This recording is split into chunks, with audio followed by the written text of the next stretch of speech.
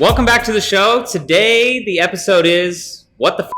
We're going to talk through, I don't know if I'll call them the worst, or maybe the most surprising, or just genuinely the most what the F*** moments that you and I have seen in many years. I mean, it took a lot of time to narrow down the stories that we were going to tell here because I'm assuming we have multiple of these instances per day, right?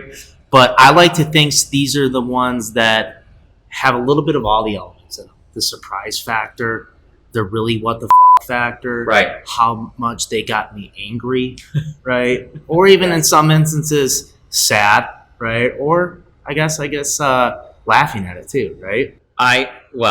Most times I can't help but laugh at myself, at the situation, at whatever's going on. I think that's kind of a part of this. So maybe I'll just throw one out here to get it started. Please, so get us started. This is one of my favorite stories just because it was genuinely terrifying and hilarious at the same time.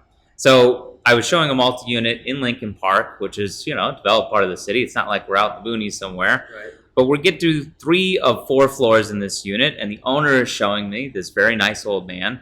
We get to the stairwell leading from the 3rd floor to the 4th floor, and he says, I don't go up there. Interesting. I was doing a video too for a client, so I was going to go up there and film it. I said, well, why don't you go up there? And he said, oh, haunted. So I can't tell you. With a straight face. Straight face, very serious, Not kidding. The hair on my neck stood straight up. So I was like, okay.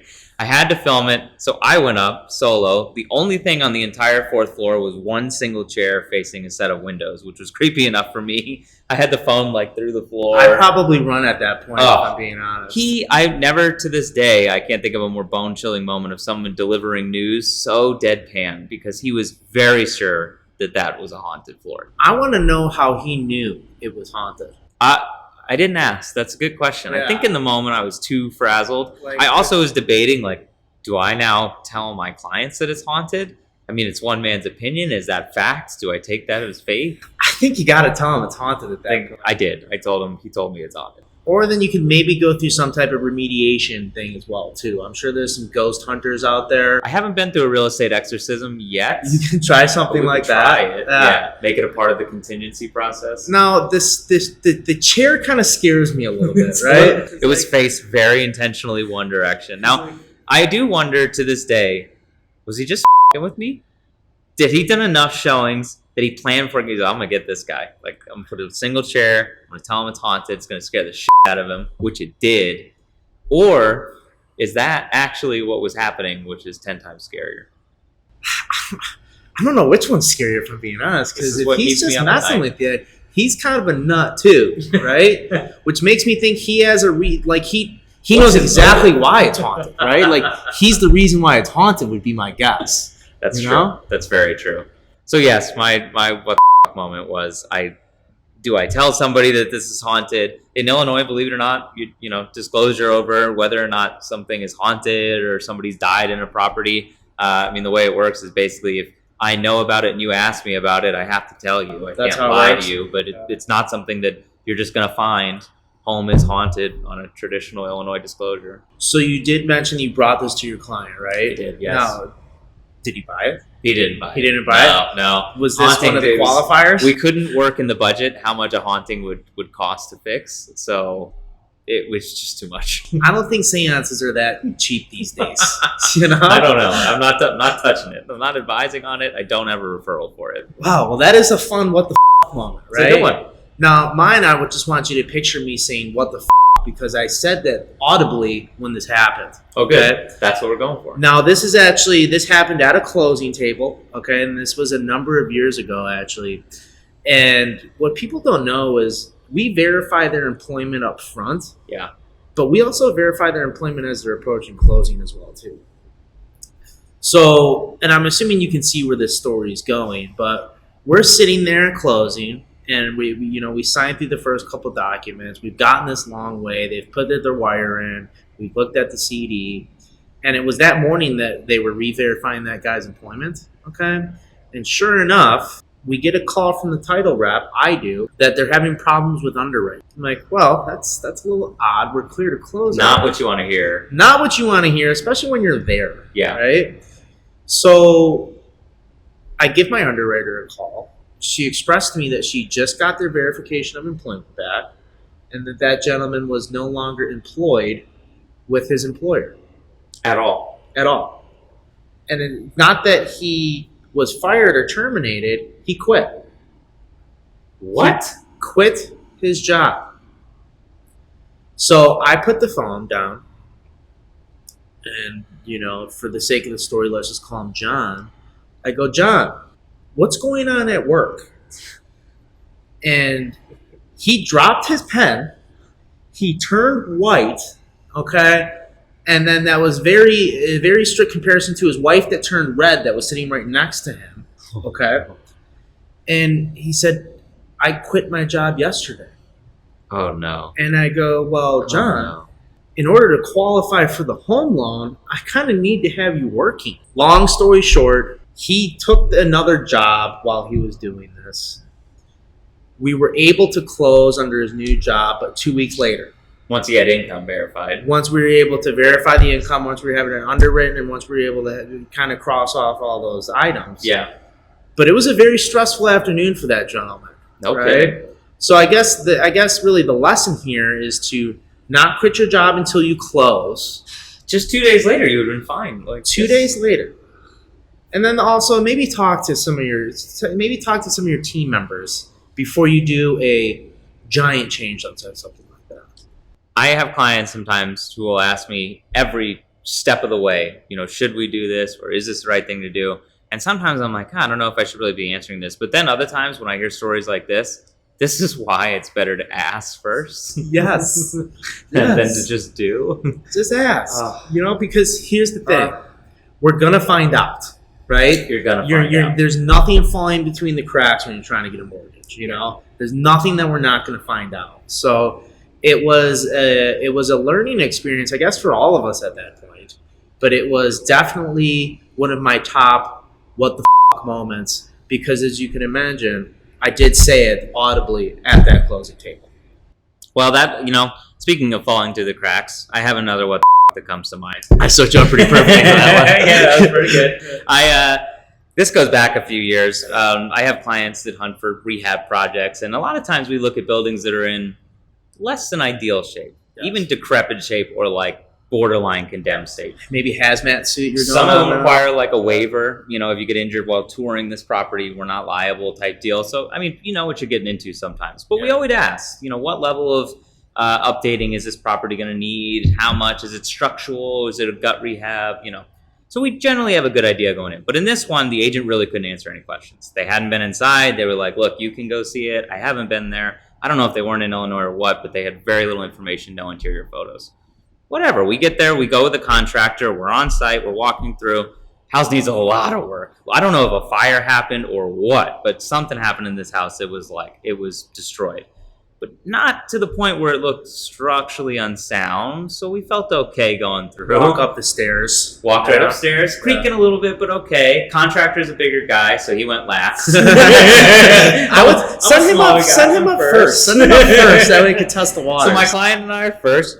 We got to the top of the stairs, and we both stepped at the same time and heard a creak that was louder than anything we'd heard the rest of the day. And he looked at me, and I looked at him, and at that time, we both fell through the floor. Jeez Louise. Thankfully, not all the way, because I didn't want to have a 10 to 12-foot fall. But we did fall into each other, and then leaned on each other with 1 foot through the wood, and the contractor had to pull us out of the floor. So my first thought was, oh shit, they're going to make me pay for that, because I just broke their floor. Yep. Then my next thought was, no, I just fell through their floor. No, this isn't my fault. We did not buy that property. Whoever did, I hope that they redid the floors. This wasn't the same gentleman that had to deal with the haunted floor as well, too, was it? No, thank goodness. Can you imagine? Because he's just out of the process. I think at that point it'd be like 2 strikes. I'm not looking for a third. Renter. Yeah. Rent. So what was the recourse then? Did you just let them know, hey, the floor? Pretty surprising. So mentally, I'm like amping up. I'm going to call them. I'm going to tell them we felt the floor. They're going to be pissed, right? This just happened. I called. I said, you won't believe this. We got to the top of the stairs. My client and I took one step, and our foot went through the floorboards. She said, oh, I'll have to let the next showing know. That was it. She's like, let me get a cone. To this day, I think she might have known. Like, it probably was a little unsafe. It's like, let me get a cone. I don't know. Well, I guess this next story, my client's more, I don't want to say the floor broke, but they definitely had the floor fall off from under them. Fair enough. And this wasn't really what the f- moment for me. This was a what the f- moment for them. Okay? And again, this was sitting at a closing table.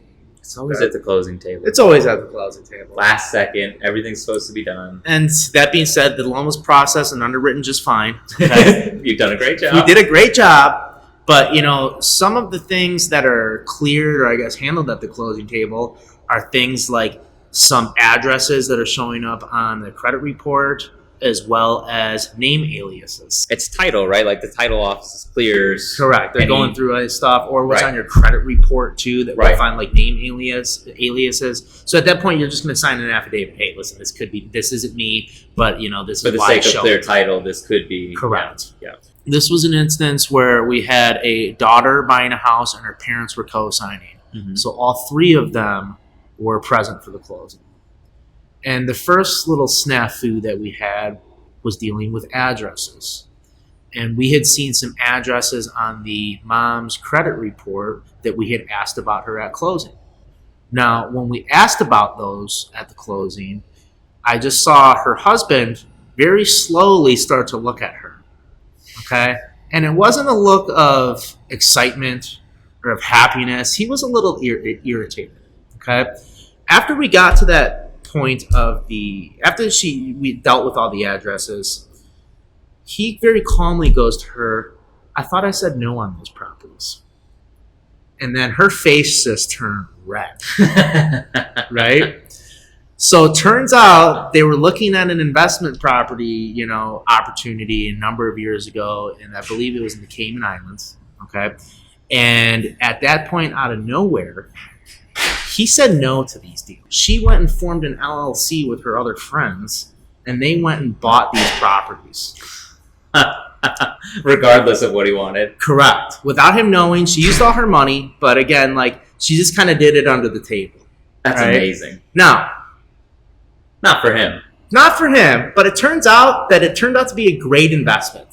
So it was like he was upset, but he couldn't be too mad because he ultimately made the right call. That's great. Right? So at that point, he's a little irritated. Okay? Now, one that isn't so lighthearted. But still proceeding, right? Still proceeding. They're still married. Okay? They're still buying a Okay. house. Now, and that's not more than 10 minutes after that. Okay? Outside of addresses, we also will look up name aliases as well, too. Yep.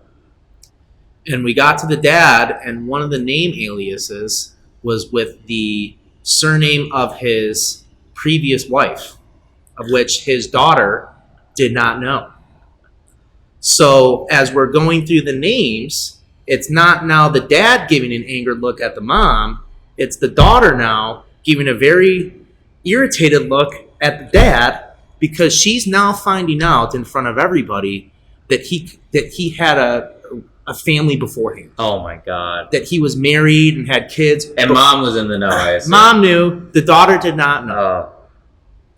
So then at this point, this poor guy finds out, one, that his wife had gone off and bought all these properties. Made some great investments. Made some great investments, though. I got to give it that. And then two, we're kind of ousting him that he had this entire life before his daughter that she had no idea about.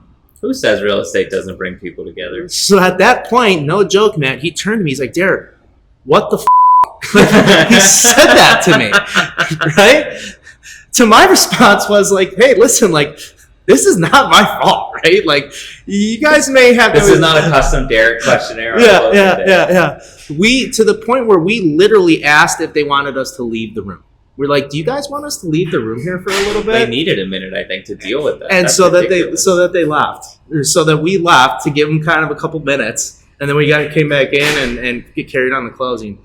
But that, as you can imagine, was my most uncomfortable closing.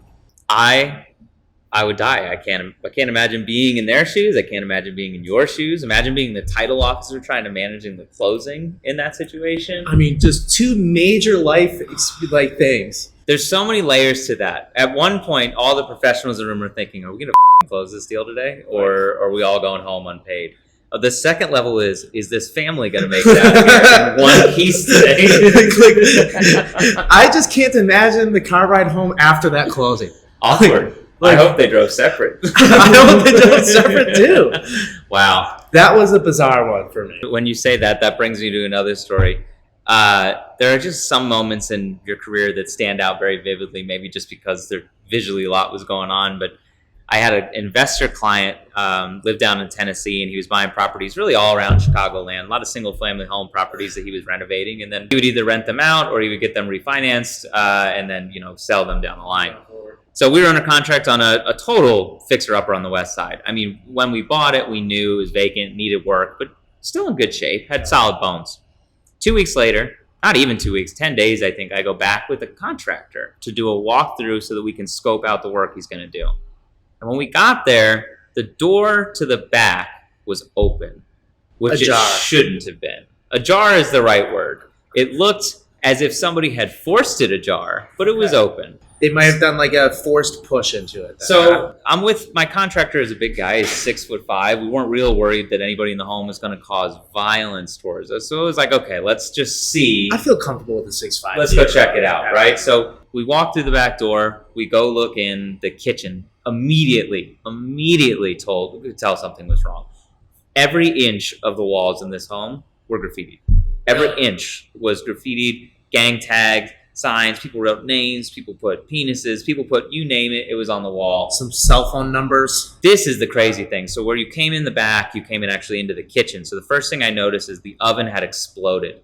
Like out of the oven had exploded. I think it was coming out of winter. It was still kind of chilly. I think they had lit a fire in the oven to stay warm because the heat wasn't on. And believe it or not, if you light a fire in your oven, it's not meant to be a fireplace. So no, it does explode more than likely or melt. It's like it's connected to gas. But the big damage, and this is the thing that both my contractor and I stood aghast, and I'm going to have to look at photos, see if I can upload one, but the second floor had collapsed through to the first floor. They had somehow done something upstairs and run enough water where they had actually gotten through the trusses and rotten them through, and the floor collapsed through all the way into the living room. So this home went from being something that probably needed $100,000 worth of work when we bought it or when we went under contract to, worth land value. It was worth nothing. And the moment is when we found all this, thankfully nobody was in the home, so we didn't we called the police to file a report and things, but there was nobody there to deal with. But I called the list agent, and I kid you not, on the phone the list agent called the owner and got us all on a conference call, and he said, tell him what you just told me. And I walked him through the damage I saw. There was silence, and then the owner said, what the Nobody had any idea this had happened. No neighbors had called them. Nobody had checked on the property. The list agent hadn't been there in the 10-day period. Nobody had been in the house to notify the owner this was happening. And we had to call him and be like, look, obviously we're going to cancel. So we don't love this place. It's not for us. They tried really briefly. It was like, well, could we try to renegotiate? And I said, I will send you photos. There's no negotiate. We need a bulldozer and land value. Yeah. Wow. Yeah. That sucks for that guy. Terrible, dude. I felt bad for the owner. I felt bad for my investor. I felt bad for everyone who had to clean that place up. What we found out later from the police is that a lot of the gang signs that were there were affiliated with a local gang on the west side. And so it's entirely likely that they just sort of took it up, and that was a place where they were either staying or doing some illegal activities. This is a fair warning, I guess, for people who have vacant properties, that it is in your best interest not to let the local community know it's vacant, because people do target vacant homes. It sounds like a fun party. Don't get me wrong. I'm sure they had a great time for 2 days. Fun enough that they collapsed the floor, right? It's like a Project X party. But it would be pretty cool to have a wall of graffiti in your house, right? To some extent, I was like, this could be an interesting man cave idea. Right, like a artist. Like you come in and you kind of you refurbish it from that point, but you leave some of the graffiti up and running. Well, and paint's cheap. If they had just graffitied the place, we could have just repainted it, but it's the rest of the damage: fire and water. And now we got mold, and we got smoke damage, and we got the collapsed floor, so we got to redo structural things, and it's a whole. That was a nightmare. That was truly a what the nightmare. Gosh dang. Yeah. Yeah, no, I mean, mine isn't as my next one would more or less just kind of like, as you were fair warning people with vacant properties, I'm more fair warning people here that are doing their due diligence shopping around. Yeah. Right. So obviously, especially given the market right now, there's a lot of bullshit out there in terms of Too much. offers, advertisements, all that jazz. Yeah. And the consumer, as anyone would, they're trying to do anything to get that upper edge or to save on that dollar, whatever it may be. But what I'm running into now is a lot of lenders that when they're providing loan estimates, they're only quoting lender fees. They're not quoting all the third-party stuff. They're not quoting attorney fees. They're not giving a full encompassing quote for what that person's going to incur. Now, I've seen this before with lenders, so I won't name names, but when I see online lenders, for example, that are not local to Cook County or Chicago, they don't know about Cook County transfer taxes or the way that we do things that are different from the rest of people, right? You know, they're plugging your address in their system and they're just using whatever it spits out. Right. And they're just assuming that all systems are the same or universally close enough. So I had a transaction where, you know, I've been working with this person for quite some time, and you know, of course, they're under contract, and then their family friend comes out of nowhere, right? Who's the family friend? Or an uncle. Their uncle's family friend, right? I'm like, what the f-? So I get this quote, okay, which is like a snippet, okay, and they had origination. Did they screenshot? They had like a screenshot PDF. He's like, yeah, their costs are just much lower than yours by about $5,000, and I'm like, in this day and age, like, we're not that far off from anybody. Right. So I'm like, let me see. And within seconds, I knew why we were off by $5,000. It's because they didn't quote them title, they didn't quote them transfer tax, and they didn't quote them their attorney fee, which is roughly about $5,000 right there. Now, see, imagine the alternative of this. Two things come to mind. Number one, this is why you always get bids when you're talking with lenders, right? Particularly if the lender you started with wasn't referred to you. If you just got a quote somewhere, your next conversation should be with the lender that you got referred to, so that you 100%. can like fact check it. It's like, but hey, imagine there's a if that reason why person you're hadn't done that. What, 2 weeks before closing, they're about to be cleared to close, and they're going to get their final numbers, or maybe even 2 days before closing, they're going to get final numbers and go, hey, what's this $5,000 delta? Yeah. And, you know, the guy, between you and I, the guy was kind of a about it. Yeah. So I kind of just did the whole, hey, I'll let him learn. Yeah. Right? Because where he's coming from, we're $5,000 more in fees. Right. But what he doesn't know is that I'm quoting him every single fee that he's going to incur. Right. Right? So things like title weren't on that original quote. You know what he's for sure going to be paying at closing? Title. Yeah. Transfer stamps wasn't on that quote. Absolutely going to be on there. You know what he's going to be on there? Right. Transfer stamps. So I guess word to the wise here is to, one, be cognizant of who you're looking at when you're doing your due diligence. Yeah. But also, like, if you have a relationship with somebody, bring it to them. Let them look at it. Yeah. Right? Because I'll transparently look at any quote. I'll show you where ours is better, but I'll certainly look at any quote. Right? Absolutely. Because in my point of view and in where I'm sitting from, if you're not quoting me $5,000 in costs right off the bat that I'm going to incur, what else are you going to mess up? Right? Like, where else is this going to be an issue? Yeah, if we're stumbling out the gate, that's like a contractor coming in and bidding you $1,000, but then when they do the work, it's $2,500. Right. Who wouldn't be pissed in that situation? It's like, what do you? Give me the person who chose me $3,000 and then it cost me $2,500. Love them. Right? That's a much better approach. Love them. But there's two different ways of maintaining your professional self, I think. It's bizarre, right? Yeah. It's bizarre. But, you know, that being said, what I'm coming to realize, at least just during this, is we're always going to encounter these situations. Oh, right? These come up all the time. Well, and they'll just be different what the f*** in the future, right? I mean, there's the nature of it is we do something that's highly emotional, and it's tied to people. A lot of money. People give you a lot of what the f*** moments. You add some money into the mix, and it's like, damn. I've learned to laugh it off a little bit, right? It's often in the moment, particularly when somebody's saying something like, this is haunted, or I quit my job, or whatever. You're like, what do I do with info? What the f-? But I do think looking back on it later, it's usually a learning moment to some extent. And it's funny. It's like, always funny, right? Almost always we can find a way through it, and It's always going to be funny. Yeah. Right? You can't laugh at yourself. What are you doing? So. Not going to do too well if you can't laugh at yourself here, right? Well, we'll definitely do this again because obviously we could sit here for days and talk. I could shoot one tomorrow. Yeah. I could shoot one tomorrow. And I'm sure we'll have more stories by the end of the week. Yeah. So thank you for checking this out. Like, subscribe, follow if you're looking for more great real estate content. Derek and I will be back for the next episode. Take care and talk to you soon. Thanks, man.